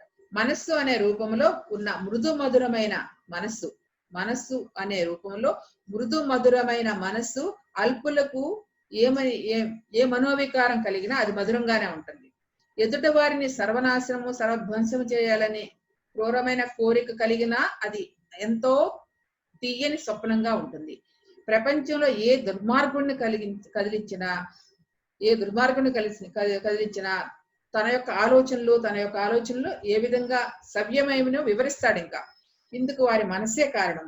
కాబట్టి ఇలాంటి ఆలోచనలనైనా ఒప్పించగలను, ప్రకటించగలరు. ఇటువంటి రాగ ద్వేష ప్రతీకారాల్లో తీవ్రత పొందిన మనసే మనోరూపేక్ష కోదండము అన్నారు. అంటే మనసు చేసే ఏ ఆలోచనలైనా సరే, మంచి చేస్తున్నాడా, చెడ్డు చేస్తున్నాడా, మంచి వాడికి మంచిగానే అనిపిస్తుంది, చెడ్డవాడికి మనం చెడ్డ అనుకుంటున్నాం, కానీ వాడికి 100% రైట్ వేలోనే ఉన్నాడు. అదే దుర్యోధనుడి యొక్క భావన ఎలా ఉందో, ధర్మరాజు యొక్క భావన ఎలా ఉందో దాన్ని బట్టి మనకు అర్థమవుతుంది. ఎవరి ఆలోచనలు వాళ్ళు కరెక్ట్, అక్కడికి అతను ఆ మనసు అలాగే పనిచేస్తుంది. దాన్ని కాబట్టి ఒప్పుకోవాలన్నమాట. అది మనసు చేసే ఒక మాయా విలాసము. మరి శక్తివంతమైన జీవంలోని ప్రాణశక్తి లేక కుండలిని శక్తి లలితాంబ చేతిలో ఇక్షుకోదండం ఉన్నట్లుగా ఆ యొక్క చెరుకు గడ అలా చెప్పడంలో అర్థం ఏంటంటే, దుష్టమైన మనస్సు లలితాంబ చేతిలో అదుపు చేయబడుతుందని అర్థం అనమాట. దుష్టమైన మనసు అంటే ఇలాంటి దుష్టమైన మనసు ఆలోచనలు చేసేవాళ్ళైనా, క్రూరమైన ఆలోచనలు చేసేవాళ్ళైనా ఆ ఆలోచనలు అదుపు చేయగల శక్తి ఎక్కడుందంటే ఆ మనో ఇక్షుకోదండంలో ఉంది. అమ్మవారు ఎక్కడున్నారండి? మన లోపల కుండలిని శక్తి రూపంలో మనలోనే ఉంది. ఆ మనలో ఉన్న కుండలిని శక్తి ఉన్న నిద్రాణమైన కుండలిని శక్తిని సాధన ద్వారా జాగృతం చేసినప్పుడు, ఆ జాగృతమైనప్పుడు ఇదిగో ఇలా మనం సాధన చేస్తూ ఉంటే ఆ శక్తి జాగృతమైనప్పుడు మనలో ఉన్న ఈ వికార భావములు, వికారాలంటే మన చెడు ఆలోచనలు కూడా సవరింపచేసే శక్తి ఆ యొక్క విశ్వశక్తికే ఉంది, ఆ యొక్క కుండలిని శక్తికే ఉంది. అదే అమ్మ చేతిలో ఇచ్చుకోదండము అంటే. అంటే ఎలాంటి మనసులు కలిగిన వాళ్ళైనా, ఎంత చెడ్డ ప్రవృత్తులు కలిగిన వాళ్ళైనా, ఎంత క్రూరమైన ఆలోచనలతో ఉన్న వాళ్ళైనా వాళ్ళని కూడా అదుపు చేయగలిగిన శక్తి ఆ యొక్క మనలో ఉన్న కుండలిని శక్తికి ఉంటుందని ఇక్కడ బాగా అర్థం చేసుకోవాలి. అంటే సాధన ద్వారా మనలో ఆ సరికాని వ్యవస్థ ఏదైతే ఉందో ఆ సరికాని వ్యవస్థను కూడా సరిచేసి సరైన మార్గంలో ప్రయాణింపచేసే శక్తియే కుండలిని శక్తి. అదే మన మూలాధారంలో ఉన్న ఆ దివ్య లలితాంబగా విరాజిల్లుతూ, ఆ విశ్వశక్తిగా విరాజిల్లుతూ మనలో నిక్షిప్తమై ఉందని చెప్పటమే ఇక్కడ అంతరార్థము. అది మనోరూపేక్ష కోదండ అనే నామానికి అర్థం అన్నమాట. కాబట్టి ఆ తర్వాత ఆ యొక్క సాధనలతో ఏం జరుగుతుంది, ఏ విధంగా సవ్యమైనవి వివరిస్తాడు. అలాంటి వాళ్ళని కూడా అమ్మవారు ఎలా అయితే చక్కగా తన యొక్క శక్తితో ప్రకాశింపజేస్తూ సవ్యమైన మార్గంలో నడిపిస్తుంది అన్నది ఈ యొక్క మనోరూపేక్ష కోదండము. మరి సర్వశక్తివంతమైన జీవుల్లో ఉన్న ప్రాణశక్తి లేక కుండలిని శక్తి లలితాంబ చేత ఇక్షుకోదండం ఉన్నట్లుగా చెప్పడం అంతరార్థం ఇదే. మరి ఆ తర్వాత సామాన్య భక్తులకి అంతరార్థం గ్రహించి పారాయణ చేసే వారికి సన్మార్గంలోకి మళ్లించుతుంది. అద్వైత పరంగా చూస్తే కుండలిని జాగరణ చెందిన వారికి వెంటనే మనసు పరిపూర్ణమే పరమ మైత్రిని పరమ శాంతిని పొందుతుంది. చూడండి ఇక్కడ మనకి అలాంటి దుష్టమైన ఆలోచనలు ఉన్న వాళ్ళని ఆ శక్తి సమన్వయం చేసి ఆ శక్తి నుండి దూరం చేసి సరి అయిన ఆలోచనల ధోరణిని ప్రవేశపెడుతుంది ఆ యొక్క విశ్వశక్తి. అదే విధంగా సాధారణంగా మనం మా సాధకులు మన పారాయణ చేస్తూ ఉన్న వారిని కూడా ఆ పారాయణ అంతరార్థం తెలిసినా తెలియకపోయినా వారికి కావలసిన మార్గంలో వాళ్ళు వెళ్తున్నప్పుడు కూడా వాళ్ళకి కావలసిన శక్తిని కూడా అక్కడ ప్రసాదిస్తుంది. అయితే ఇక్కడ అంటే ఎలాంటి వాళ్ళను, ఎలాంటి మానవ మస్తిష్కం అంటే మానవ మస్తిష్కం ఎలాంటి స్థితిలో ఉన్నా కూడా వాళ్ళని సన్మార్గంలో ప్రయాణం చేసే స్థితే అమ్మవారు చేసే పని ఇక్కడ. కాబట్టి అద్వైత పరంగా చూస్తే ఇక్కడ కుండలిని జాగరణ చెందిన వారికి అద్వైత పరంగా అంటే మన లోపల ఇక వేరుగా లేదు, అన్యదా లేదు, ఆ శక్తి మనలోనే ఉంది, ఆ దివ్యత్వం మనలో ఉందనే ఒక అద్వైత పరంగా మనం ఆలోచన చేసి దానిలో మన సాధన చేస్తున్నప్పుడు మనలో ఉన్న కుండలిని జాగరణ చెందిన వారికి వెంటనే మనసు పరిపూర్ణమై పరమ మైత్రిని పరమ శాంతిని పొందుతుంది. ప్రాణశక్తి నిద్రాణమై ఉన్నంత కాలం మనోప్రసారం ఎక్కువగా జరిగి ప్రాపంచిక విషయాలపైకి పోతుంది. ఏంటంటే చూడండి, ఈ విశ్వాస నిశ్వాసాలు జరుగుతూ ఉంటాయి కదా, ఎప్పుడు ఈ జరుగుతున్న ఈ విషయం అంటే ఈ యొక్క ఉచ్ఛ్వాస నిశ్వాసాలు స్పీడ్ గా మనకి ఎప్పుడు జరుగుతూ ఉంటాయి. ఇది ఏం జరుగుతుందంటే మనకి బాహ్య విషయాలపై మనసు ఎప్పుడు పోతూ ఉంటుంది అనమాట. ఎప్పుడైతే అంతర్ముఖం చేసి మన సాధన చేస్తూ ఉంటే ఏమవుతుందంటే ఈ యొక్క ఉచ్ఛ్వాస నిశ్వాసాల యొక్క శ్వాస క్రియ క్రమంగా తగ్గి నిదానంగా నిదానిస్తుంది అనమాట, నెమ్మదిగా తగ్గుతూ ఉంటది. ఎప్పుడైతే అలా తగ్గుకుంటూ వచ్చినట్టు ఆ భ్రూమధ్యములో ఆ యొక్క శ్వాస చక్కగా ఒక క్రమ పద్ధతిలో ఒక చక్కటి ఒక లయ స్థితి వస్తుంది అనమాట. ఆ లయ స్థితిలో ఉన్న ఆ స్థితిలోనే మన యొక్క మనస్సు వెళ్ళి ఆ ప్రాణశక్తిలో లయమైనప్పుడు చక్కటి శూన్యస్థితి ఏర్పడుతుంది. తద్వారా ఏం జరుగుతుంది, ఆ పరమ మైత్రి అయిన పరమ శాంతమైన పరమ ప్రశాంతమైన ఒక స్థితి కలుగుతుంది అన్నదే ఈ యొక్క సాధనలో జరిగే ఒక అనుభవము. అలాగే కుండలిని జాగరణ జరిగినప్పుడు మాత్రమే మనసు సాత్వికమై నిర్మలమవుతుంది. మనోరూపేక్ష కోదండ అనే నామానికి అర్థము. ఇదే కుండలిని శక్తియే శ్రీలలిత. సో మన శ్రీలలిత పరమేశ్వరి మానవుని మూలాధారములో నిక్షిప్తమై ఉండి సాధకుడు సాధకుడు నిరంతర సాధన ద్వారా ఆ శక్తి జాగృతమైనప్పుడు మన మనస్సుని ఎలాంటి వాడి మనసునైనా కూడా సరి అయిన పదంలో సరైన మార్గంలో నడిపింపచేసేదే ఈ యొక్క శక్తి. ఇంకా బాగా చెప్పాలంటే మనకు అద్వైతంగా అంటే మనం అన్యథా లేదు, మనం అద్వైత పరంగా ఎప్పుడైతే సాధకుడు సాధన చేస్తూ ఉంటాడో అలాంటి వాడికి ఆ మనసుని పరిపూర్ణంగా ప్రశాంతంగా చాలా తేజవంతంగా ప్రకాశవంతంగా మనో నిశ్చల స్థితిని కలిగింపచేసేది కూడా ఆ శక్తియే అని మనోరూపేక్ష కోదండ అనే నామానికి అర్థం తెలియజేస్తున్నారు. అలాగే మనోరూపేక్ష కోదండ పంచ తన్మాత్ర సాయక అన్నారు. పంచ తన్మాత్ర సాయక. సాయకములు అంటే ఏమిటండి? ఇక్కడ బాణములు అర్థం అన్నమాట. బాణములు అంటే అవి పంచ తన్మాత్రములు, పంచ తన్మాత్రలు. పంచసాయక అంటే పాశము, అంకుశము, చెరుకుగడ, తర్వాత ఈ యొక్క పంచ తన్మాత్రలు పంచ పుష్పములు అమ్మవారి చేతిలో ఉంటాయి. వాటి గురించి మనకు తెలుసుకున్నది ఇప్పుడు అనమాట. ఇవి పంచ తన్మాత్రలు అంటే శబ్ద, స్పర్శ, రూప, రస, గంధములు అని అర్థం అనమాట. ఇవి మానవ శరీరం భౌతాత్మకం అంటే భూతములతో కూడుకుని ఉన్నది ఈ మానవ శరీరము. భౌతికాత్మకమైనది ఈ మానవ శరీరము. అంటే పంచభూతాలు ఏమండి? పంచభూతాలు అంటే ఆకాశము, వాయువు, అగ్ని, జలము, భూమి. వీటికి ఇవి పంచభూతాలు అన్నమాట. అయితే ఈ పంచభూతాలకి పంచ తన్మాత్రలు అంటారు. ఇందాక మనం చెప్పుకున్న పంచ తన్మాత్రలు అంటే సాయకములు అంటే 5 భాగం అన్న చెప్పాను కదండి, దానికి పంచ తన్మాత్రలు. ఆ పంచ తన్మాత్రలు ఏంటంటే శబ్ద, స్పర్శ, రూప, రసగంధాలు అనుకోండి. ఈ శబ్ద, స్పర్శ, రూప, రసగంధాలు దేనికి ప్రతీకలు అంటే ఇదిగో పంచభూతములైన ఆకాశము, వాయువు, అగ్ని, జలము, భూమికి ప్రతీకలు. ఏంటి చూడండి, ఇప్పుడు ఆకాశం నుండి మనకి శబ్దగుణం వస్తుంది. అంటే మన ఈ స్పేస్ లోనే మనం చెప్పుకునే మాటలన్నీ వినపడుతూ ఉంటాయి. మన నోటి నుంచి పలికిన వాక్కులన్నీ కూడా ఈ స్పేస్ నుండి ఇంకొకరికి అందబడుతూ ఉంటాయి, ఇంకొకరికి చేరబడుతూ ఉంటాయి. దీన్నే శబ్దము అన్నారు. శబ్దం అంటే ఆకాశం యొక్క గుణం ఏంటండి? శబ్ద గుణము. బాగా అర్థం చేసుకోండి. ఆకాశం యొక్క గుణం ఏంటంటే శబ్ద గుణము. తర్వాత రెండవది స్పర్శ. స్పర్శ అనేది మనకి ఎక్కడ తెలుస్తుంది? ఒక గాలి వీచినప్పుడు మనకి శరీరానికి తగిలినప్పుడు గాలి వీస్తుంది అనుకుంటాం. గాలికి రూపం లేదు, ఆకాశానికి రూపం లేదు. సో స్పర్శ ద్వారా మనం ఆ వాయువు తత్వాన్ని, ఆ వాయు గుణాన్ని తెలుసుకుంటున్నాము. అంటే ఆకాశానికి శబ్ద గుణం అయితే వాయువుకి స్పర్శ గుణం అనమాట. వాయువుకి స్పర్శ గుణము. మరి అగ్నికి, ఆ రెండిటికి చూడండి, పై ఆటికి ఆకాశ తేజస్సు అనేది కనపడుతుంది. దాన్ని 3వ రూపమైన అగ్ని ద్వారానే మనం ఆ రూపాన్ని చూస్తాం అనమాట. పైన రెండింటికి రూపములు లేవు. సో 3వదైన ఆ యొక్క అగ్ని గుణం రూపం అనమాట. తర్వాత జలగుణం అంటే దానికి రుచి, టేస్ట్ తెలుస్తుంది. మనకి నాలుక పైన ఒక గ్రంథులు ఉంటాయి కదంటే, ఆ జలంతో కూడిన గ్రంథులు ఉంటాయి. ఆ గ్రంథుల ద్వారానే రుచిని తెలుసుకోగలం. చూడండి, రుచి కూడా ఇక్కడ నాలుక చివరి భాగంలోనే ఉంటుంది, లోపలికి వెళ్ళిన తర్వాత ఏముండదు. మనకి ఇక్కడ అలా రాస్తూ ఉంటే ఉప్ప, కారమ, పులుప, చేద అన్ని గుణాలు తెలిసేది ఈ నాలుకలో ఉన్న చివరి భాగం. అక్కడే టేస్ట్ బడ్స్ అని అంటారు. ఆ గ్రంథులు ఉంటాయి. ఆ గ్రంథుల ద్వారానే ఆ యొక్క రుచులు తెలుసుకోగలుగుతున్నాం. అది కాస్త దాటిందంటే రుచితో కూడా పని లేదు. సో కాబట్టి ఆ యొక్క జలము అనేది అంటే గుణం, రుచి అనమాట. ఇక భూమి గుణం ఏంటండి? వాసన అంటే ఆ యొక్క సువాసన.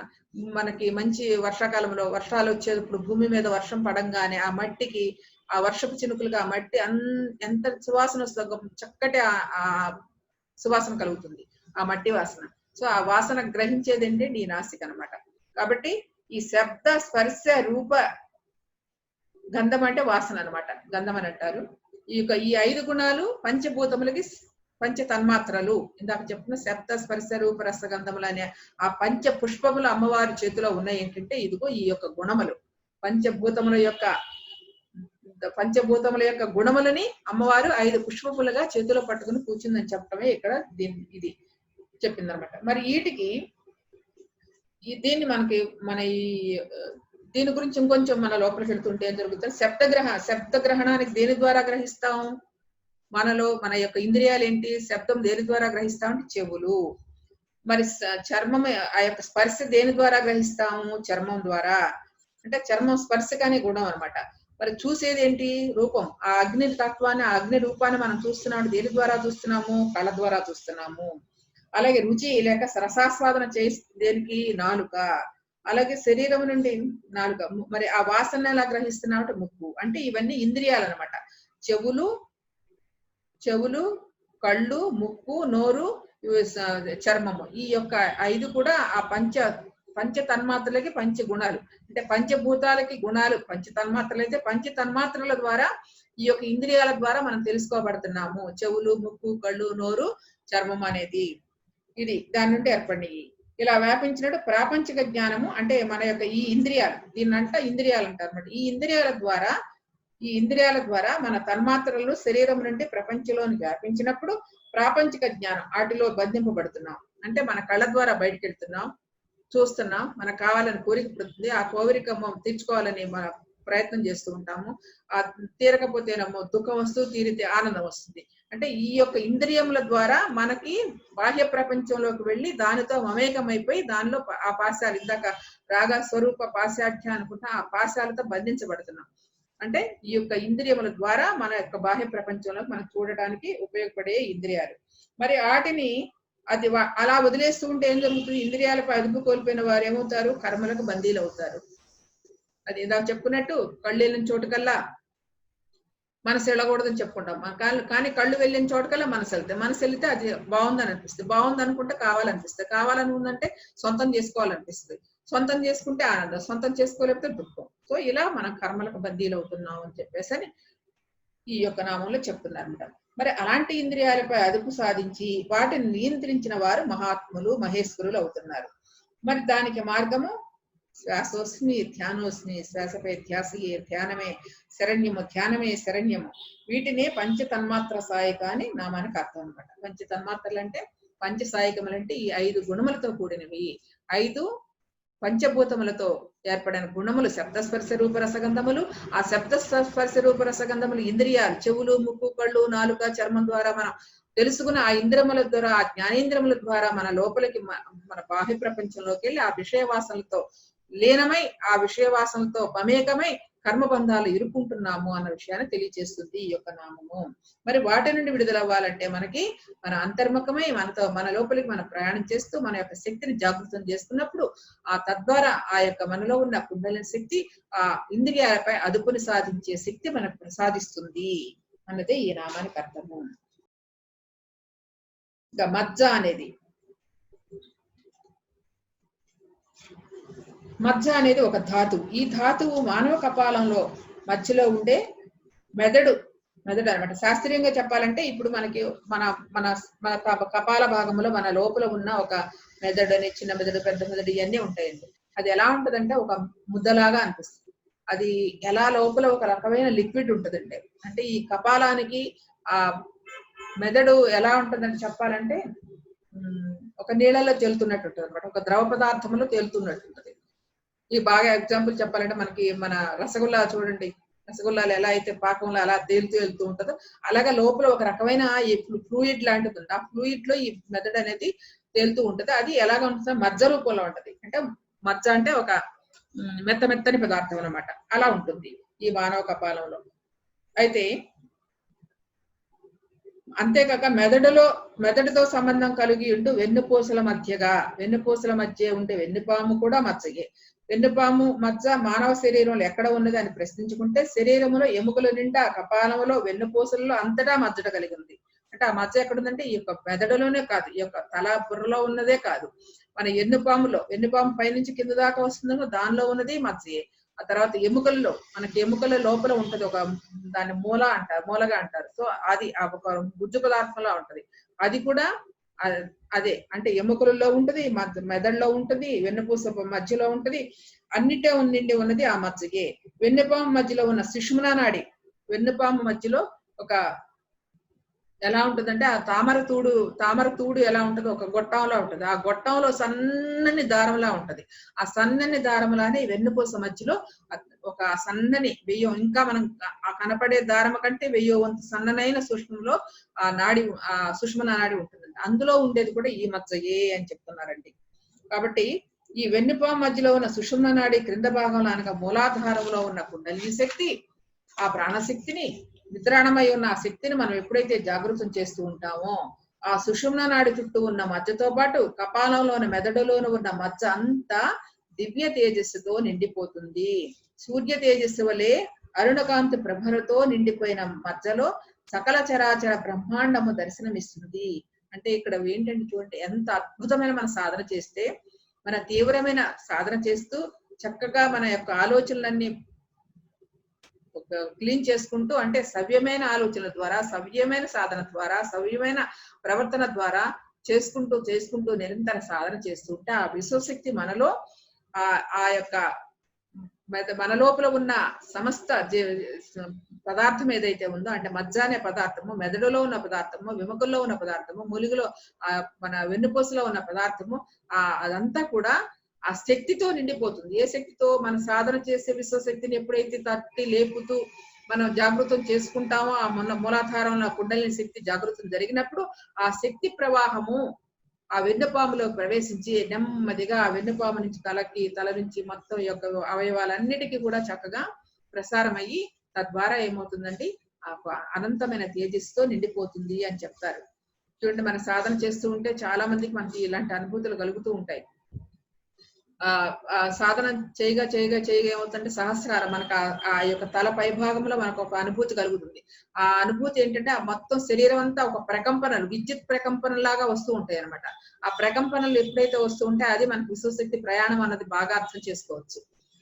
అది రావడానికి ముందు చాలా ప్రక్షాళన జరుగుద్దిలేండి. జరగడం అంటే మనకి తర్వాత శ్లోకాల్లో వస్తుంది. మన లోపల శరీరంలోని ఇంప్యూరిటీస్ గాని, మన లోపల ఉన్న ఆ శుద్ధి చెందేటప్పుడు కొన్ని ఇబ్బందులు వస్తూ ఉంటాయి ఆ సాధన చేసేటప్పుడు. ఆ ఇబ్బందులన్నీ అధిగమించి, ఇబ్బందులు ఏంటంటే శరీరంలో ఉన్న ప్రక్షాళన జరగాలంటే మనలో ఉన్న ఆ నెగిటివ్ ఫీలింగ్స్ గానీ, లేకపోతే మనలో ఉన్న ఆ భావోద్వేగాలు గానీ అవన్నీ జరుగుతున్నప్పుడు, అవన్నీ క్లీన్ అయ్యేటప్పుడు శరీరంలో ఆ శక్తి ఎప్పుడైతే జాగృతం అవుతుందో ఆ శక్తి ప్రకంపనలు మనలో బయలుదేరినప్పుడు మనకు ఒక రకమైన కళ్ళమటి నీళ్లు కారటము, ఆవలింతలు రావడం, తేపులు రావడం, లేకపోతే ఎక్కడెక్కడో పెయిన్స్ రావడం, ఇవన్నీ జరుగుతాయి. అంటే క్షీర సాగర మథనం అయిన అంటారు కదా, మనకి దేవతలకి రాక్షసులకి జరిగిన ఆ యొక్క మథనములో ముందుగా పుట్టింది ఆలాహలమే. అంటే అదే విధంగా ఈ మనలో negative thoughts and positive thoughts, మనలో కూడని శక్తులు, సరికూడని శక్తులు, సరి అయిన శక్తులు రెండింటి మధ్య ఘర్షణ జరుగుతూ ఉంటాయి. ఆ ఘర్షణే మన లోపల ఈ యొక్క క్షీరసాగర మథనం. ఎప్పుడైతే మనకి మన సాధన చేస్తూ ఆ కుండలిని శక్తి జాగృతం చేసినప్పుడు ఈ ఘర్షణల ప్రభావంతో దానిలో ఉన్న ఇంప్యూరిటీస్ ఏవైతే ఉన్నాయో శరీరంలో రోగ నిరోధక శక్తి, రోగానికి సంబంధించిన శక్తి కావచ్చు, మానసిక వ్యధన కావచ్చు, భావోద్వేగాలు కావచ్చు, అవన్నీ కూడా చక్కగా క్లీన్ అవుతూ ఉంటది. ఆ క్లీన్ అయ్యే సందర్భంలోనే మనకి ఈ రూపంగా బయటికి వ్యక్తం అవుతుంది. ఒక్కొక్కళ్ళు కళ్ళ నీళ్ళు అలా కారిపోతూ ఉంటాయి, ఒకళ్ళు తీవ్రమైన ఆవలింతలు వస్తూ ఉంటాయి, ఒక్కొక్కళ్ళు తీవ్రమైన తలనొప్పి వస్తూ ఉంటది, అయితే ఎక్కడెక్కడైనా బ్లాక్స్ ఉంటే అక్కడక్కడంతా పెయిన్స్ వస్తూ ఉంటాయి. అలా అది అంటే ఆ క్షీర సాగర మథనములో జరిగినప్పుడు జరిగే ఆ ఆలాహలం ఎలా అయితే పుట్టిందో అదే విధంగా శరీరంలో ఉన్న నెగటివ్ ఇంప్యూరిటీస్ అన్ని పోయేటప్పుడు కలిగే ఆలాహలమే అది. దాన్ని గుర్తించి ఎవరు భయపడకుండా నిరంతరం ఆ భయానికి లోను కాకుండా చక్కగా సాధన చేస్తూ ఉంటే నెమ్మదిగా అవన్నీ క్లీన్ అయిపోతూ ఉంటాయి. ఆ బాడీ అంతా కూడా క్లీన్ అయిపోతుంది. తద్వారా ఎప్పుడైతే అది క్లీన్ అయిపోయిందో మనలో ఉన్న తేజస్సు, ఆ దివ్యత్వం, ఆ యొక్క ప్రచండ తేజస్సు ఏదైతే ఉందో కుండలి శక్తిలో ఉన్న దివ్య తేజస్సు శరీరం అన్ని భాగాలకు వెళ్ళిపోయి చక్కగా ప్రకాశవంతంగా దివ్య తేజస్సుతో వెలిగిపోతూ ఉంటుందండి. అదే ఆ యొక్క బ్రహ్మాండ మండలం. అంటే ఆ యొక్క లోపల ఉన్న అన్ని భాగాలు కూడా సూర్య తేజస్సు వలె అరుణకాంత ప్రభులతో నిండిపోయిన మధ్యలో సకల చరాచర బ్రహ్మాండాన్ని దర్శించవచ్చు అని చెప్తున్నారు. ఎలా దర్శిస్తామండి సకల చరాచర బ్రహ్మాండాన్ని? దానికి ఎగ్జాంపుల్ గా ఒకసారి మనం చూడొచ్చు. మన యొక్క పురాణాల్లో శ్రీకృష్ణ భగవానుడు చిన్న పిల్లవాడిగా ఉన్నప్పుడు మనకి యశోదమ్మతో ఎన్ని ఆటలాడేవాడు. ఆ ఆటల్లో తను చేసే అల్లరి అందరు చుట్టుపక్కల వచ్చి గోపికలు అప్ప నీ అల్లరి ఎలా చేస్తున్నారు అలా చేస్తున్నారు చెప్తాడు. అలాగే కొంతమంది పిల్లలు వచ్చి కృష్ణుడు ఇంత మట్టి తిన్నాడు అని చెప్తాడు. మట్టి తిన్నావా అని చెప్పేసి అప్పుడు రాగానే కొడుకును పట్టుకుని నువ్వు తిన్నావా, మట్టి తిన్నావా అని చెప్పేసి అని నోరు తెరువు అని చెప్తే తెరవడు కదా. ఒకసారి చెప్పగా అమ్మ అడగగా నోరు తెరిస్తే ఏం చూశాడని సకల బ్రహ్మాండాన్ని చూసింది ఆ యశోదమ్మ తల్లి. అంటే అట్లా మన లోపల అంత బ్రహ్మాండం అంతా కూడా మనలోనే ఉంది. ఆ బ్రహ్మాండాన్ని దర్శించాలంటే ఇదిగో ఇంత సాధన ద్వారా, ఆ దివ్యత్వం ద్వారా మనలో ఈ బయట కనపడే ప్రపంచంలో ఏదైతే ఉందో, బయట కనపడే ప్రపంచానికి ఆవిర్భవించడానికి ముందర ఏదైతే మహాశక్తి ఉందో, ఆ యొక్క నిర్గుణ స్వరూపం ఏదైతే ఉందో, మూల చైతన్యం ఏదైతే ఉందో, ఆ చైతన్య స్వరూపాన్ని అంతా కూడా మనలోనే దర్శించగలగ అత్యంత అద్భుతమైన అనుభూతిని పొందగలం అన్నదే ఈ యొక్క యశోదా కృష్ణుల యొక్క ఆ యొక్క కథ. ఆ మన్ను తిన్నావా నాయన అని అడిగినందుకు నోరు తెరిస్తే సకల బ్రహ్మాండాలు తనలో ఎలా కనపడినాయో అదే విధంగా అందరిలో కూడా ఆ బ్రహ్మాండం అంతా కూడా మనలోనూ ఉంది. బాహ్యములో ఏదైతే ఉందో మనలో కూడా అదే ఉంది, అదే దర్శించగలము. అంటే ఏంటి దర్శించగలం అంటే, నీలో ఉన్న దైవత్వాన్ని ఎప్పుడైతే దర్శిస్తున్నావో ఆ దైవత్వమే అంతటా వ్యాపించి ఉన్నది అన్న అనుభవపూర్వకంగా నువ్వు తెలుసుకున్నప్పుడు సర్వత్రా అన్ని చోట్ల అన్ని జీవాల యందు అన్ని సకల జీవరాశి యందు కూడా ఆ దివ్యత్వాన్ని దర్శించే తత్వము నీలో ప్రవేశించబడుతుంది. అదే ఆ తేజస్సు అన్న విషయాన్ని ఈ నామం అర్థం చెప్తుందండి. కాబట్టి అలా లేదనుకోండి అప్పుడేమవుతుంది, భిన్నంగా కనపడుతుంది. అంటే నువ్వు ఎప్పుడైతే ఆ యొక్క సకల ఆ యొక్క దివ్య తేజస్సుతో ప్రకాశిస్తూ ఉన్నప్పుడు నీలో ఉన్న దైవత్వాన్ని దివ్యత్వాన్ని ఎప్పుడైతే నువ్వు సందర్శించగలుగుతున్నావో తద్వారా బయట ఉన్న దాన్ని అంతా కూడా నువ్వు సందర్శించగల శక్తి సంపాదించుకుంటావు. లేని పక్షంలో ఎలా ఉంటుంది, అది భిన్నంగా కనిపిస్తుంది. అంటే ఇది కనపడేదంతా ఇదంతా వాస్తవం, మనం చూసేదంతా నిజంగా కనపడుతుంది కదా, అదే వాస్తవం అనుకుంటాం. కానీ ఆ వాస్తవానికి మూలమైంది ఏదో ఇందాక మనం చెప్పుకున్న మూల చైతన్యం ఏదైతే ఉందో దాన్ని దర్శించాలంటే అంతర్ముఖ సాధనే అవసరం అవుతుంది. కాబట్టి ఇంద్రియముల ద్వారా ప్రాణకాంతి అయిన మనసు బహిర్గతమవుతున్నంత కాలము నానా విధాలైన విషయాలన్నీ మనకు కనపడతా ఉంటాయి. అంటే ఇది వేరు అది వేరు అది వేరు ఇది వేరు అని చెప్పేసి అనుకుంటాం. ఎప్పుడైతే తాను దర్శించుకుంటావో ఇది అంతా కాదు, దీని వెనకాల ఉన్న శక్తి అదే మనలో ఉన్న దివ్యత్వం, ఆ దివ్యత్వం అంతటా వ్యాపించి ఉందనే ఆ యొక్క ఆ భిన్నంగా ఉండే ఆ భావన మారిపోతూ ఉంటది. యశోదం ఎలా అయితే మారిపోయిందో అలాగా మనం కూడా ఆ యొక్క దైవ దర్శనాన్ని, ఆ దివ్యత్వాన్ని, ఆ దివ్య తేజస్సుని మనం దర్శించుకుంటే అలాంటి అనుభూతి కలుగుతుంది అన్నది ఈ నామంలో చెప్తున్నారు. కాబట్టి ధ్యాన సాధనతో మనస్సు అంటే ఇక్షుకోదండమును ఇంద్రియములను తన్మాత్ర సాయికులు అంటారన్నమాట. వీటిని నిగ్రహించి ఇక్షుకోదండం అంటే ఆ యొక్క అంటే ఆ కోదండంలో ఏముంటదండి, పరమ పవిత్రమైన మధుర పదార్థం ఉంటది. ఆ మధురంగా అనిపిస్తుంది అంతటా కూడా. ఆ మధురమైన తీయదనంతో కూడిన ఆనందాన్ని ఎలా అనుభవిస్తామో అలాగా మనసు ఇలా ఆనందం పొందినప్పుడు అంతటా కూడా ఆ దైవాన్ని దర్శించగలిగే ఆ మధురానుభూతిని పొందగలము అని చెప్తున్నారు. ఇంద్రియములు అంటే పంచ తన్మాత్ర స్థాయికులు అని చెప్పుకున్న ఇంద్రియాలు అనమాట. వాటిని నిగ్రహించి కుండలిని జాగృతి చేసినప్పుడు, కుండలిని శక్తిని జాగృతం చేసినప్పుడు నీలోని మధ్యయే విచారణ ప్రభాపూర, నీలోని మధ్యయే నిజారణ కాంతులతో ప్రభలుగా పెరుగుతూ సకలము నీలోనే ఉందన్న పరమ సత్యము చేస్తుంది. అప్పుడు అవగతం అవుతుంది, మనకి అనుభూతి పొందుతాము. ఈ విధమైన అవగాహన కలిగినప్పుడే మనోరూపేక్ష కోదండ పంచతన్మాత్ర సాయిగా నిజారణ ప్రభాపూర మధ్యత్ బ్రహ్మాండ మండల. మధ్యత్ అంటే ఇందాక నుంచి మనం చెప్పుకున్నాం కదా మధ్య గురించి. మన మెదడులో ఉన్న మధ్య, కపాలంలో ఉన్న మధ్య, శరీరంలో ఉన్న మధ్య, ఎముకల్లో ఉన్న మధ్య, ఎన్నుపాములో ఉన్న మధ్య, సుషుమ్నాళాల్లో ఉన్న మధ్య ఏదైతే ఉందో ఆ మధ్య అంతా కూడా మధ్య బ్రహ్మాండ మండల. బ్రహ్మాండం అంటే ఆ దివ్య తేజస్తో నిజారుణ ప్రభాపూర, నిజమైన అరుణకాంతులతో అంటే ఆ యొక్క దివ్య తేజస్సుతో ఎప్పుడైతే ప్రకాశిస్తూ ఉంటుందో నిజారుణ ప్రభాపూర మధ్య బ్రహ్మాండ మండల, నిజమైన ఆ యొక్క సత్య దర్శనం ఎప్పుడైతే ఉందో అరుణకాంతులతో ఆ దివ్య తేజస్సుని ఎప్పుడైతే నువ్వు గమనిస్తూ ఉంటావో, ఎప్పుడైతే అనుభూతి చెందుతావో ఆ యొక్క బ్రహ్మాండం అంతా కూడా సకల చరాచర బ్రహ్మాండం అంతా కూడా ఆ దివ్య తేజస్సుతో దివ్యత్వంతో ఆ అవగతం అవుతుంది. ఆ పరమ సత్యం, ఆ పరమ అనుభూతి, దివ్యానుభూతి మనకి అనుభూతి చెందుతామని ఈ యొక్క నామం ద్వారా తెలుస్తుందండి. ఇదే మనోరూపేక్ష కోదండ పంచ తన్మాత్ర సాయిగా నిజారుణ ప్రభాపూర మధ్యత్ బ్రహ్మాండ మండల అనే నామానికి ఇచ్చిన ఆ యొక్క హయగ్రీవాచార్యులు దర్శించి తెలియజేశారు ఈ యొక్క యోగ రహస్యాన్ని. ఆ యొక్క హయగ్రీవాచార్యులు అగస్త్యుల వారికి ఈ యొక్క యోగ రహస్యాన్ని ఇలా బోధించారు. ఇది దర్శించి వర్ణించి చెప్పినది, బోధించినది.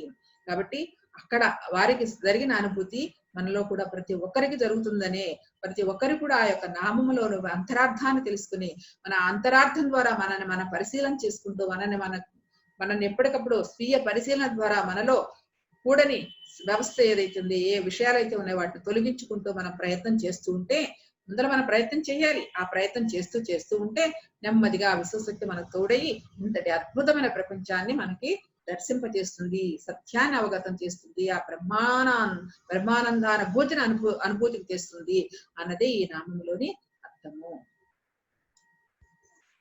నేను ధ్యానం గురించి చెప్తాను, చక్కగా విని చక్కగా మీరు ధ్యానంలోకి ప్రయాణం చేయండి. ధ్యానం అంటే మనకి ఈ యొక్క స్త్రీ పురుష లింగభేదం లేదండి, పిల్లలు అనేది కూడా లేదు. చిన్నవాళ్ళ దగ్గర నుంచి పెద్దవాళ్ళ వరకు కూడా చాలా చక్కగా ధ్యానాన్ని అభ్యసించవచ్చు. ఎవరి వయసుంతో అన్ని నిమిషాలు కూర్చోవడం ముఖ్యమైనది. కాబట్టి మిత్రులారా, కూర్చునే విధానం ఎలా అంటే, మనకి కూర్చోగలిగిన వాళ్ళు చక్కగా బాచి పెట్టేసి కూర్చోవచ్చు, లేని పక్షంలో కుర్చీలో కూర్చోవచ్చు. సౌకర్యవంతమైన భంగిమను తీసుకొని, అంటే సౌకర్యవంతమైన ఆసనాన్ని తీసుకొని చక్కగా ప్రశాంతంగా కూర్చోవాలి. కుర్చీలో కూర్చున్న వాళ్ళు కాళ్ళు క్రాస్ చేసుకుని, వేళ్లలో వేళ్ళు పెట్టుకుని ప్రశాంతంగా కళ్ళు మూసుకుని మన యొక్క నాసికలో జరిగే శ్వాస నిశ్వాసాలను గమనిస్తూ ఉండటమే మనం చేయవలసిందల్లా. శ్వాసను లాగటము, లోపల ఉంచటము, బయటికి వదలటము అలాంటి ఏ ప్రక్రియ లేకుండా నిరంతరము మనలో ఎలా జరుగుతూ ఉన్నదో ఆ యొక్క శ్వాసను గమనిస్తూ ఉండటమే మనం చేయవలసిందల్లా. ఇదే అతి సహజమైన, అతి సరళమైన రాజయోగ ప్రక్రియ. కేవలం శ్వాసపై ధ్యాసే మిత్రులారా. శ్వాస గమనింపే ధ్యాన సాధన. జస్ట్ అబ్జర్వ్ యువర్ బ్రెత్ అన్నారు. కేవలం మనలో జరిగే శ్వాస నిశ్వాసాలను గమనిస్తూ ఉండటమే చేయవలసిందల్లా. మనసులో పరి విధాల ఆలోచనలు వస్తూ ఉంటే ఆ ఆలోచనలు కట్ చేస్తూ ఆ యొక్క మనసును శ్వాసపై ఉంచుతూ ఉండటమే మనం చేయవలసిన ప్రాథమిక ప్రక్రియ. మనసులో పరి విధాల ఆలోచనలు వస్తూ ఉంటే అవి కట్ చేస్తూ ఆ యొక్క మనసుని శ్వాసపై ఉంచుతూ ఉండండి. క్రమక్రమంగా మన యొక్క శ్వాస చిన్నదవుతూ భూమధ్యములో స్థితమవుతుంది. చక్కటి ఆలోచనారహిత స్థితి కలిగి అద్భుతమైన ప్రశాంత స్థితి ఏర్పడుతుంది. యోగ చిత్త వృత్తి నిరోధ అన్నారు పతంజలి మహర్షి. యోగమనగా చిత్తములోని వృత్తులన్నీ రహితమవటమే, మనోశూన్యమవటమే, మనసు ఆలోచనారహిత స్థితి సంభవించటమే.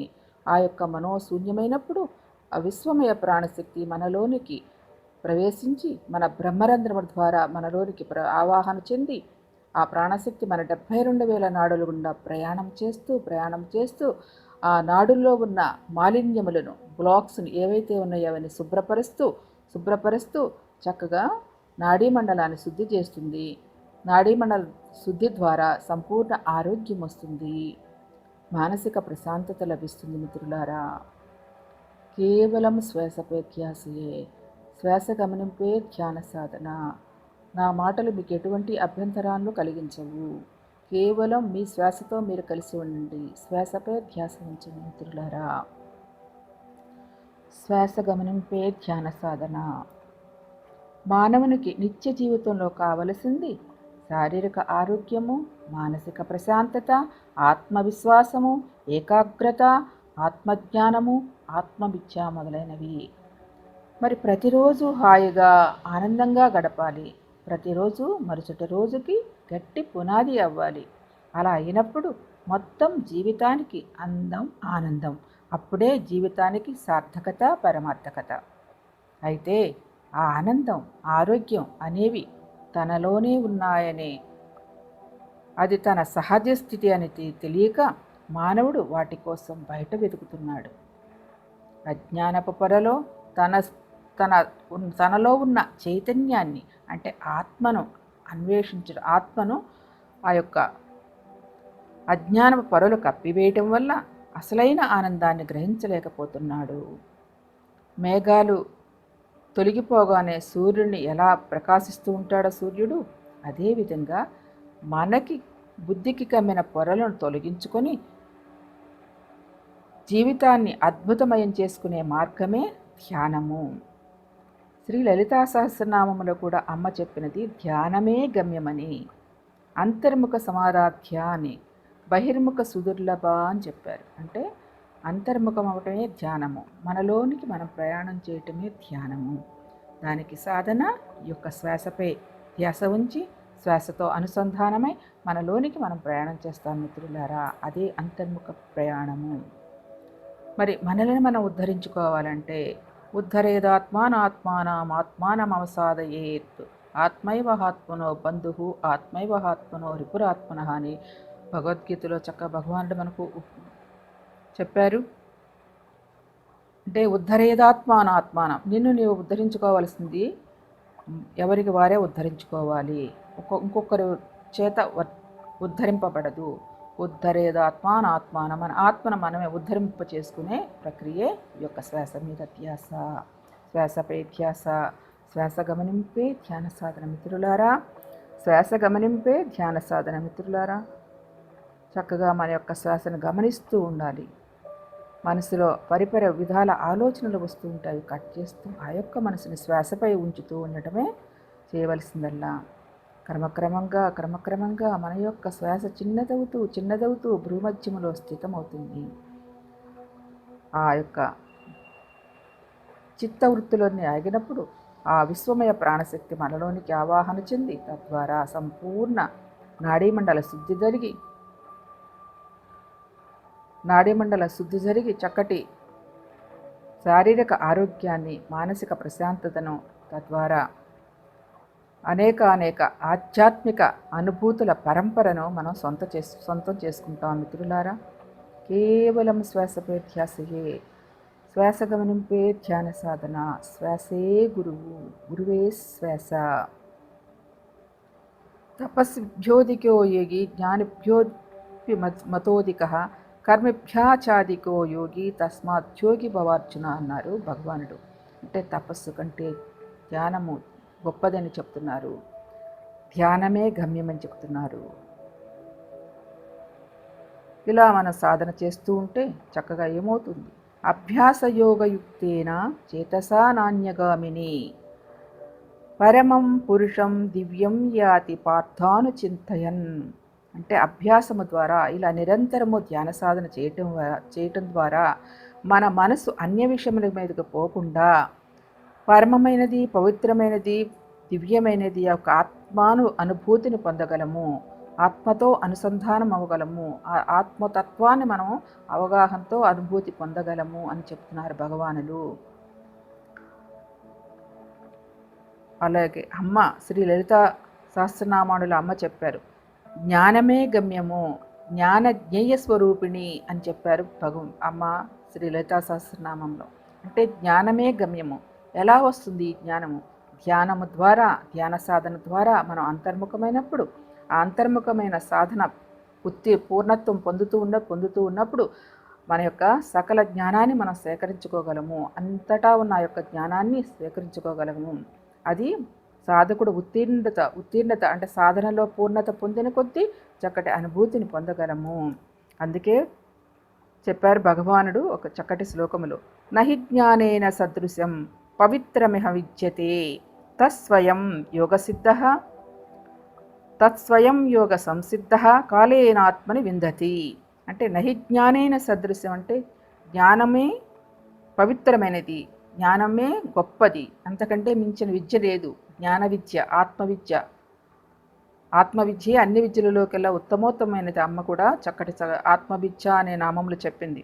కాబట్టి ఈ జ్ఞానమే ఉత్తమమైనది, పరమ పవిత్రమైనది, జ్ఞానమే గమ్యమైనది,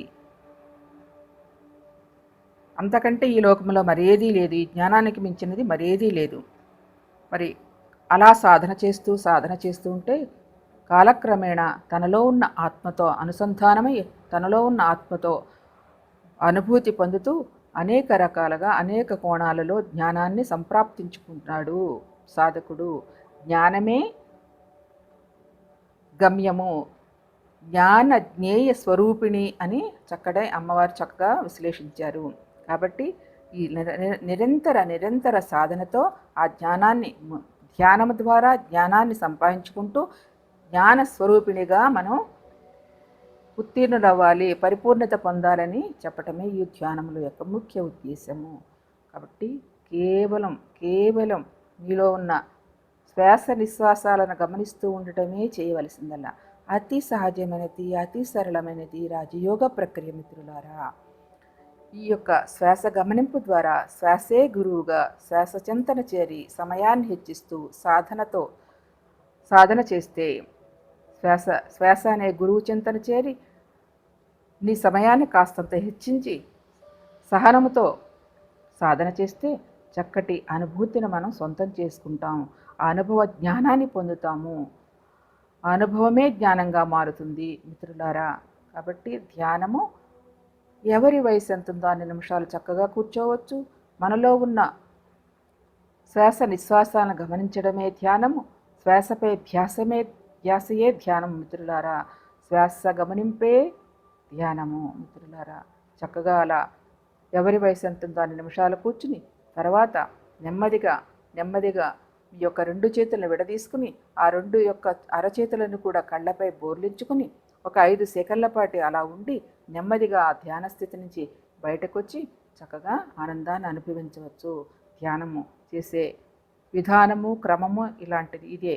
ఇంతకంటే తేలికైనది, ఇంతకంటే సహజమైనది, ఇంతకంటే ప్రశాంతమైనది, ఇంకా అంతకంటే సుఖమైనది మరెక్కడా లేదు. అంత సుఖమైనది, అంత తేలికైనది, అంత సరళమైన యొక్క శ్వాస మీద ధ్యాసను సాధనతో పరిపూర్ణత పొందాలని, ముక్తి పొందాలని కోరుకుంటూ థ్యాంక్ యూ మిత్రులారా. Thank you.